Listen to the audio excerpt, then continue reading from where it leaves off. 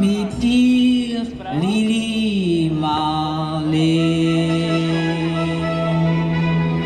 A ak si teraz pri tomto pohľade vravíte, že tak tam by som si chcel sadnúť a skúsiť si to, tak je to možné, pretože táto Jelenka je na domovskom letisku v Kuneticiach v Česku. No a v Čechách na týchto lietadlách robia aj vývozné lety, čiže dá sa to objednať a zalietať si.